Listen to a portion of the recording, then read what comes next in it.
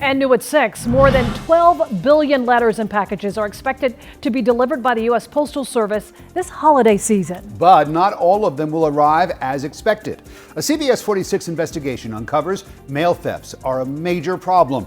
The Postal Inspection Service data shows mail theft reports soared by 600% between 2017 and 2020. CBS 46 investigative reporter Rachel Polanski joining us live, digging into this problem. Rachel. Good evening. Our investigation turned up hundreds of complaints, including stolen gift cards and open packages. And while the penalty for mail theft is a felony, we uncovered that a lot of these thieves don't get caught. Tinkering in his basement.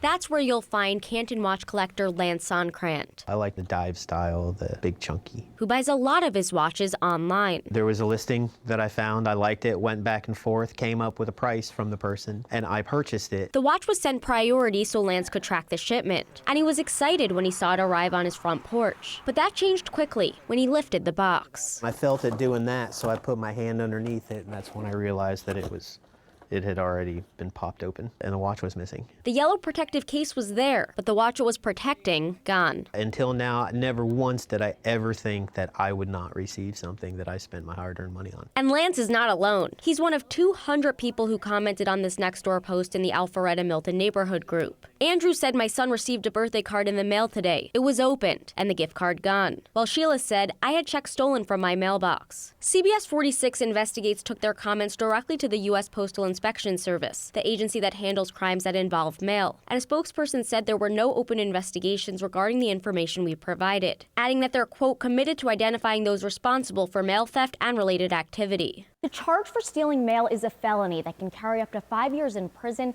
and a $250,000 fine. The problem? These thefts are rarely investigated.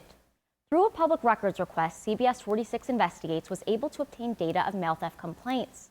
And of the 299,000 complaints the Postal Inspection Service received throughout the pandemic, less than 1% of them resulted in investigations. Statistics that did not surprise Paul Steidler, an expert and critic of the Postal Service. There's an awful lot of temptation out there for thieves just by nature of the large volume of mail. Steidler also points to the mail delivery slowdown that began on October 1st as part of the Postmaster General Louis DeJoy's plan to cut costs. Almost 4 of every 10 pieces of first-class mail are now being delivered slower, he says, which means cards, bills, and tax documents will take roughly 5 days to reach their destinations. In fact, it's going pretty substantially in the other direction. Mail service now is slower than it was in the 1970s. It's something Cecilia Swinney in Milton has already started noticing. At one point, my husband was supposed to get a check.